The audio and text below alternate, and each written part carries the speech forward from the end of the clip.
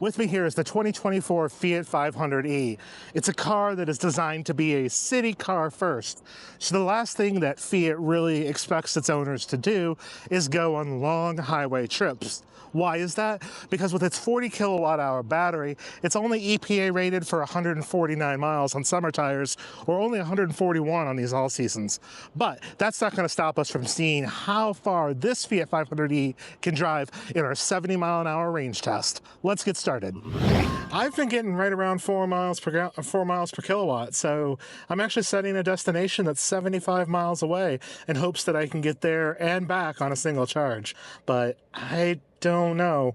The car thinks I'm going to arrive with 25% state of charge at the halfway point, which definitely will not work. So I'm going to reset the trip computer like so. Put the car into its Sherpa mode, which is the longest range setting. But I'm going to turn the air conditioner back on because, like I said in previous versions of this test, we're going to run the AC because I am warm, and that's what you would normally do. You would put it in its range mode, but you're probably not going to sacrifice your climate control for the sake of range. The onboard computer says 172 miles of range, which is way more than the 141 the EPA says this should get. So who knows what's going to happen? Let's find out, shall we? What's been interesting about this car is actually how we've had to fit a camera, because there's no sunroof, so there's no rear the driving camera.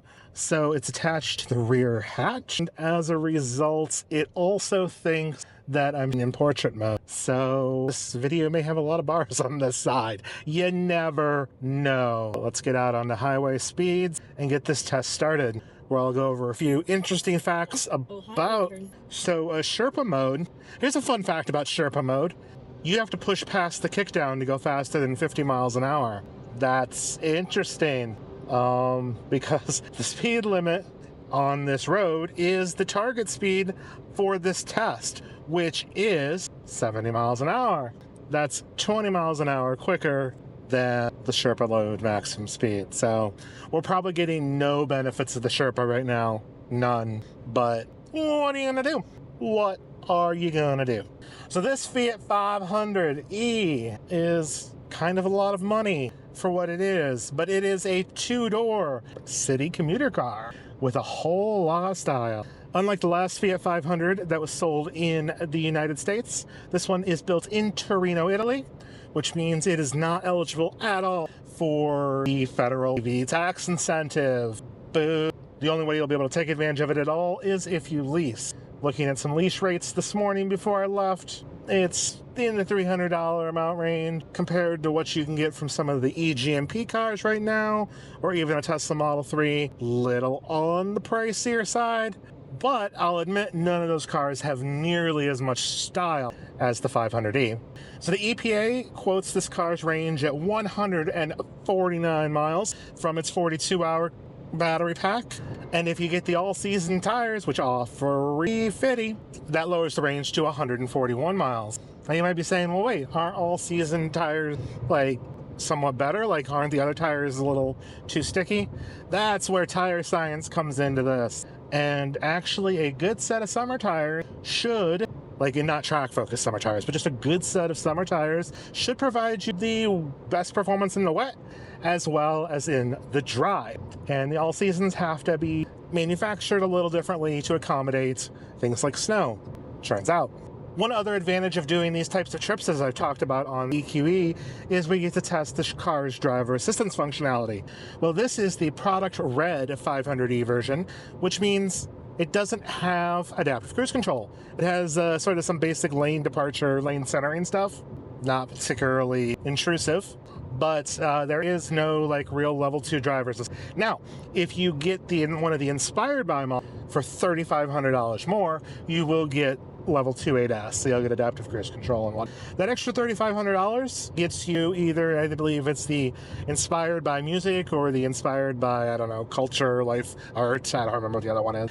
But the point is, both of those have different design schemes, but from a technology standpoint, they have a full level 2 ADAS, as well as heated exterior and an auto-dimming rear view, which this one is. So the price difference, that's as far as I could tell, the differences between the two cars, and it's a $3,500 price difference. Now, when it comes to colors, I think the 500e product red has the best color palette because you can get either black, red, or white. This red is fantastic with black exterior trim, and it's probably the way that I would want to go. And honestly, like, I already think the car is a little pricey, so would I want to spend more on top of that? Don't know. Probably not. Probably not. Well, I will have a full review of this car coming soon. I'll go over a couple things in here that I like and don't like. The 10.25-inch Uconnect screen is high resolution. CarPlay screen stuff's a little tiny, kind of hard to see as you're driving. Maybe it could be a little bit bigger, but it does fit nice with the interior scheme without looking overly obnoxious. It doesn't look just like an iPad slapped on the dash. The instrument cluster itself has some interesting customized options. One thing I noticed this morning was all of the range estimates and stuff were all set in MPG equivalents, which is nearly a useless number to go by. But I found a setting in the car that allows you to do miles per kilowatt hour, kilometers per kilowatt hour, liters per 100 kilometers, like just nearly all of the settings that you could possibly want to see without having to do any additional math. When I left, it said there was 171 miles of range. Now it's down to 139 miles. Haven't driven that far. So we're 7.9 miles into it. Our average speed so far has been 62 miles an hour over 7 minutes and 3.3 miles per kilowatt. I do have a couple of options for churning around. I did set the Flying J at the state line with the new GM Energy Chargers as my halfway point, kind of being optimistic that maybe if I was getting 4 miles per kilowatt hour, that I could go all the way and get all the way back without running out of juice. But there will be a few other sort of bailout turnaround options prior to that. But the real challenge of at least this particular stretch of highway is there is fairly large gaps without chargers at all.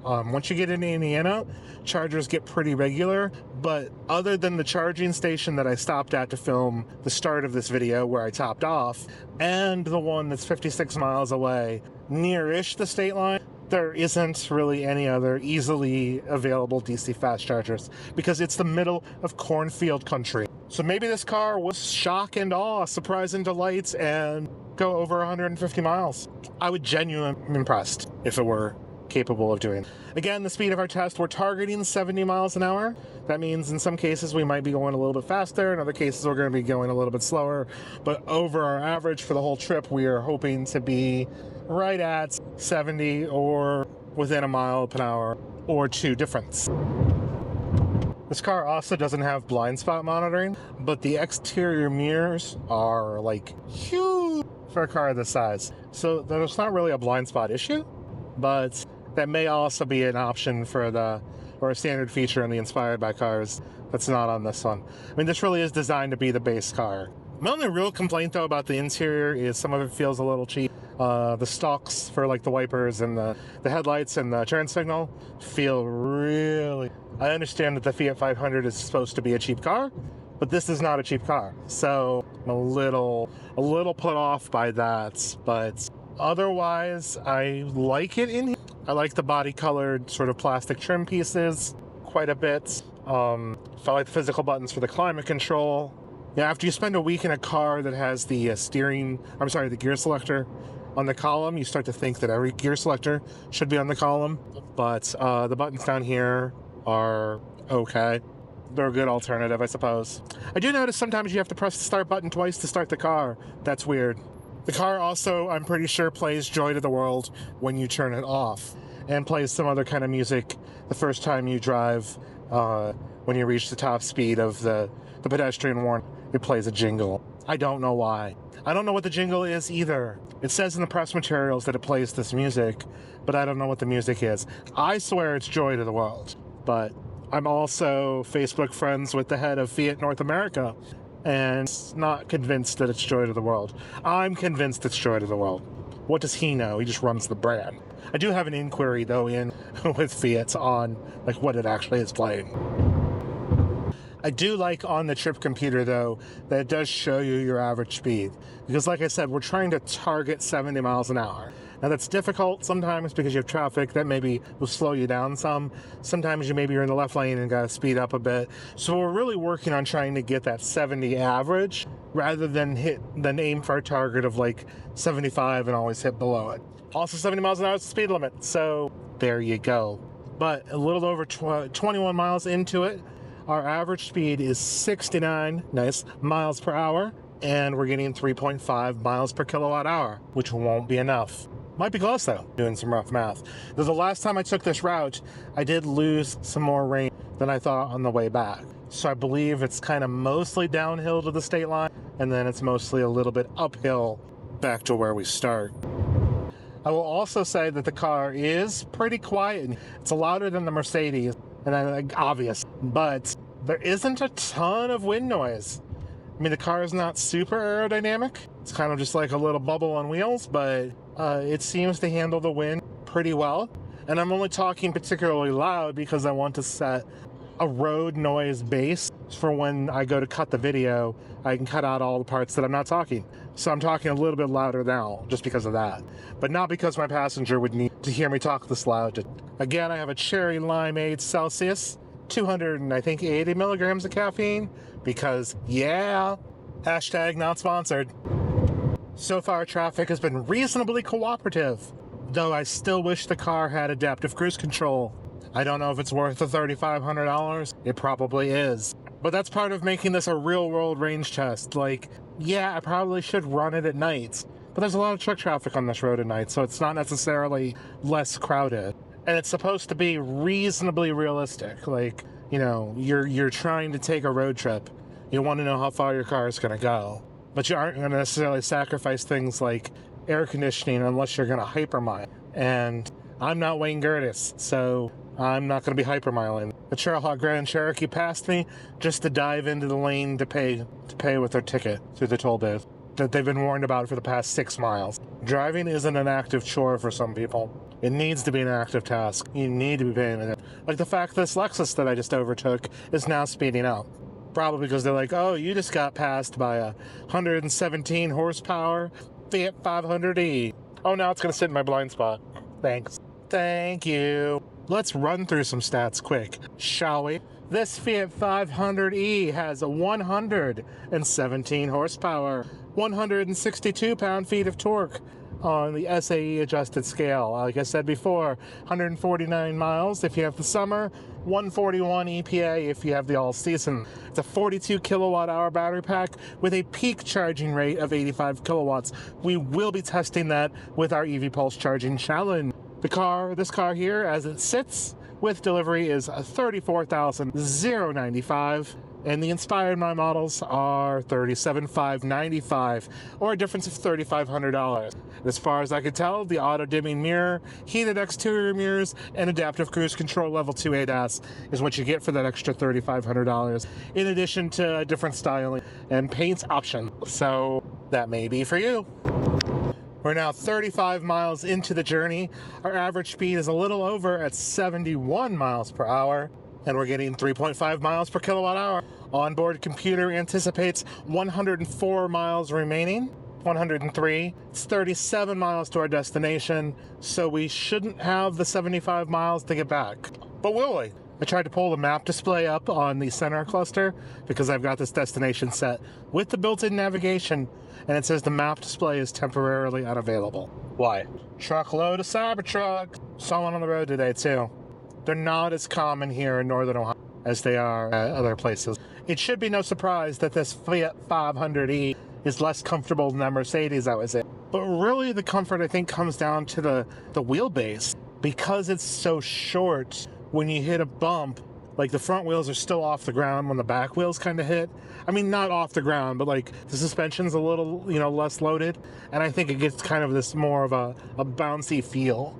Where if the wheelbase was a little bit longer, I think it would be riding pretty well. And these all-season tires are pretty quiet, honestly. Like, I'm really surprised with the lack of road noise in the car. I mean, there's some, and there's more than there was in that Mercedes. But also kind of surprising. Because inexpensive cars like the Fiat 500, not that this one's inexpensive, but inexpensive cars like the Fiat 500 aren't supposed to have a lot of extra refinement And in some ways, this car feels very refined. All the brake lights, because there's a police officer in the work zone. Sure, that Mustang got busted the last time I was driving through. They take work zones pretty seriously here in Ohio. I mean, rightfully so. But, you know, yeah, we're approaching the fake work zone. It's those work zones that are supposedly here but aren't. Pretty sure this is the fake one. And by fake, meaning they're not actually working. Oh, wait, no. It looks like the lane does close. I stand corrected. Real slow going on the return trip. 48 miles, 70 mile per hour average, 3.6 miles per kilowatt hour. Car's claiming 90 miles left of range. Little under 30 to our destination, our turnaround point, which should leave us, what, 60 to go 75? Don't see that happening. We may have to find a bailout spot. 66% state of charge, roughly 50 miles. I mean, that's a third. It's 150 miles. Doing some back of the napkin math. So I'm getting ready to pass the Indian River Service Plaza, which is the last EA charger in the state of Ohio. This was where I was going to roughly do my turnaround, and I'm glad that I didn't choose to do that here because I would have a decent amount of range left when I got back to the starting point, and I want to run it a little bit lower than that to give you a more accurate test. But we're at 59% state of charge. We've been driving for 57.8 miles.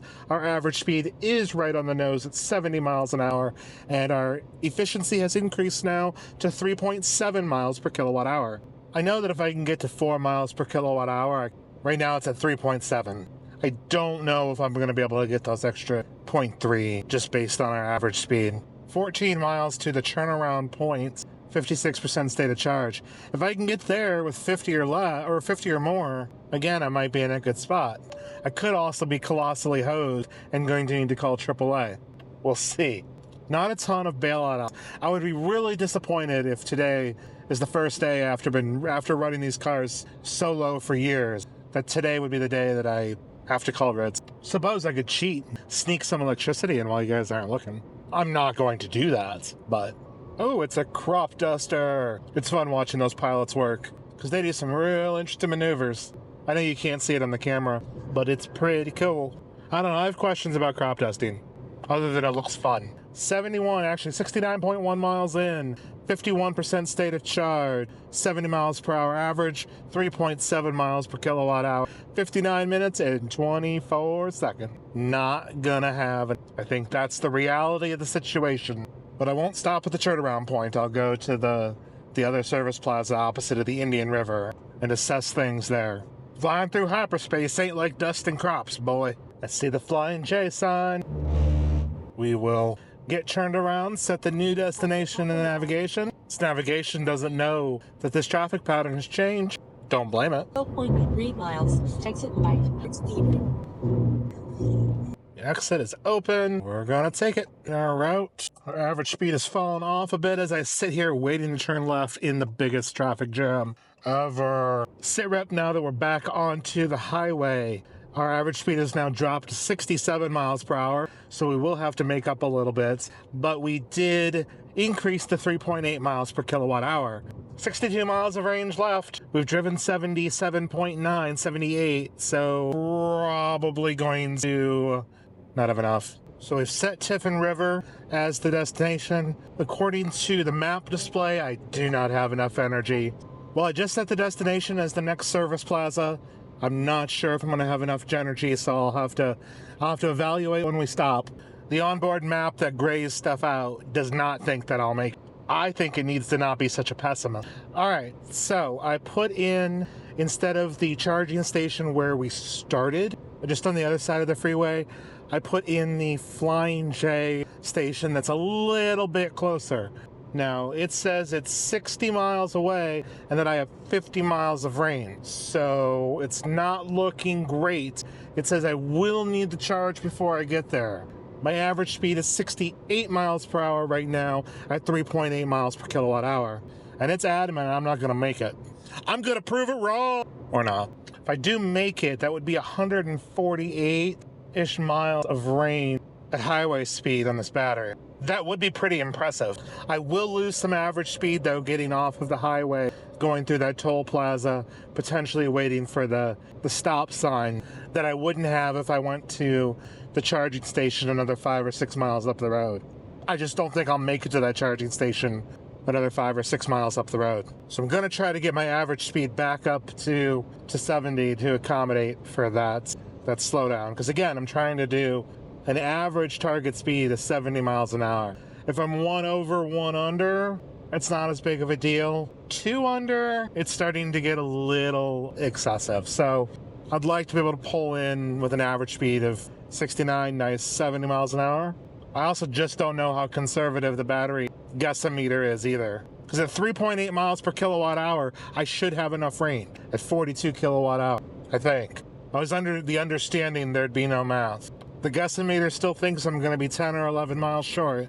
Sitrep, we just passed the Tiffin River Service Plaza, which has an EA 350 kilowatt at it. We have 42 miles stated range, 52 miles to the destination.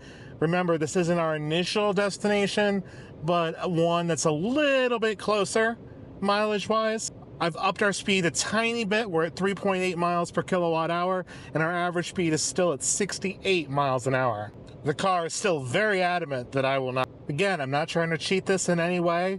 I could slow down some now to probably save some electricity, but I am on a fairly fast expressway with a speed limit of 70 miles an hour. So slowing down to something like 50 would really be a hindrance not only to myself but to others. Additionally, this is a 70 mile an hour range test. So we got to go 70 miles an hour. At least that's our target speed. 100 miles in, our average speed is 68 miles an hour. We've done 3.8 miles per kilowatt hour, 38 miles reft at a 29% state of charge. Just seeing really quick what turning the air conditioner to off does to the guessometer. And it does nothing. Nothing changed. So why ride in discomfort? Especially if I'm going to get stranded on the side of the road. So I tried to keep our average speed up because I knew that we would be entering this work zone that's a little bit longer at a little bit slower speed.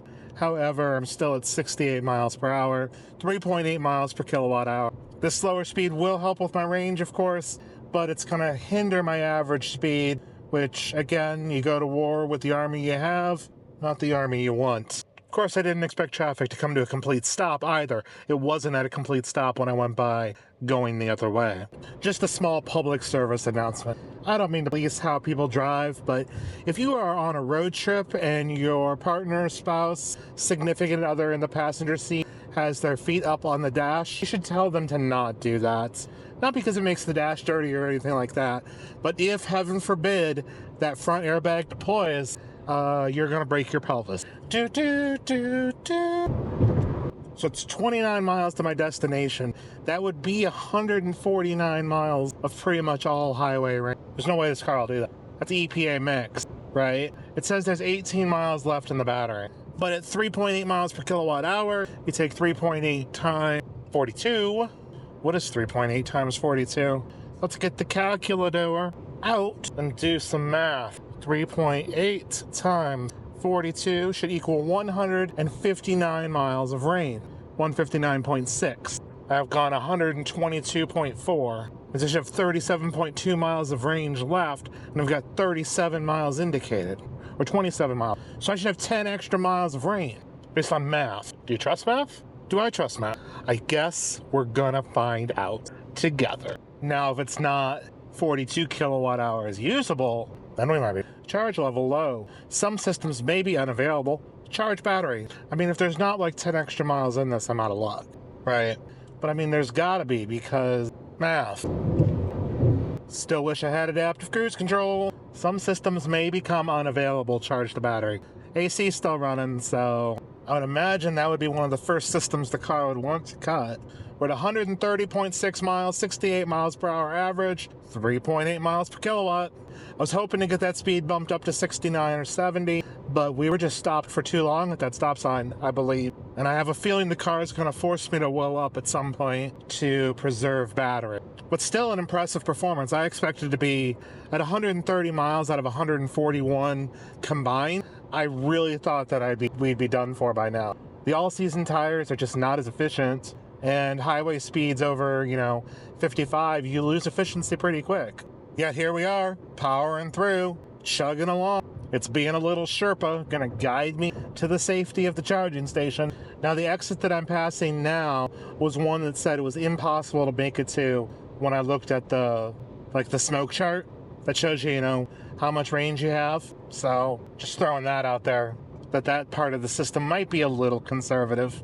I also really haven't started driving any more conservatively. Yeah, I'm slowing down a bit to get out of people's way, like out of the fast lane, but that's what you should be doing anyways. At no point have I set the cruise control less than 70, because again, I'm trying to bump that average speed back up from 68, which it just seems to want to sit at. And again, based on math, I should be okay. Am I getting a little nervous? Yes. Alright, so Sherpa mode tried to limit me to 44 miles an hour. We reached 3% state of charge, and the car has turned off the air conditioning. I could probably override it to go back on, but I'm not going to, as that's a car's system to sort of preserve range. Cruise is still set at 72 miles an hour. Again, trying to bring that 68 mile an hour average up to 70. I just tried out of curiosity to turn the air conditioner on. It will not. Once I get to a 0% state of charge, I'll probably just camp in the right lane. Will adjust my driving habits, I think, maybe a little bit at that point, because I don't know what the car will do when it fails. If it fails, I definitely don't want to be too much of a hazard to motorists.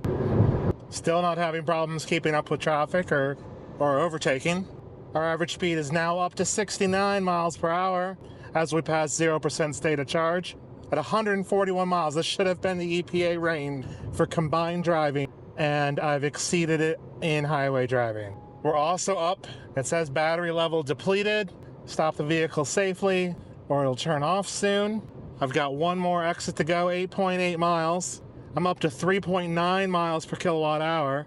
Average speed. It says I need to service the electric vehicle system. I'm still getting power. It says I'm in a turtle mode, but I don't know what turtle mode, because I am still able to overtake. 7.6 miles from my destination. It is going to be close. I will 100% admit this is going to be close, but our average speed is still 69 nice miles per hour, 3.9 miles per kilowatt hour, 143.6 miles driven, 4.7 miles to the exit to get off the highway. Come on, little Fiat. 83 degrees outside, so it's starting to get a tiny bit warm in here. So here's the thing. Oh, we're out. Completely ran out. Drive just completely went.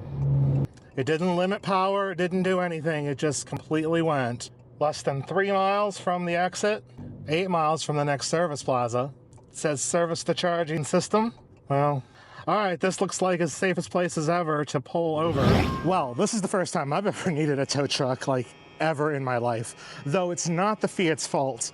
I just thought that we had an extra 3 miles of range that we didn't have.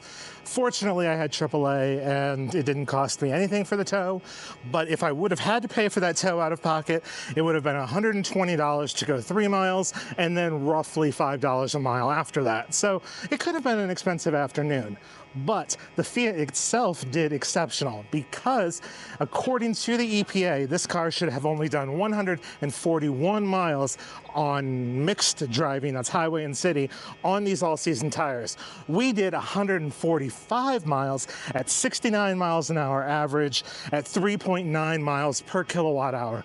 We far exceeded what I think this car should have been able to do, and I'm genuinely impressed. Yes, I ran out of range. I thought that we would be able to get closer to 150 miles, and we didn't quite get that, but beating the EPA estimate is always a good thing.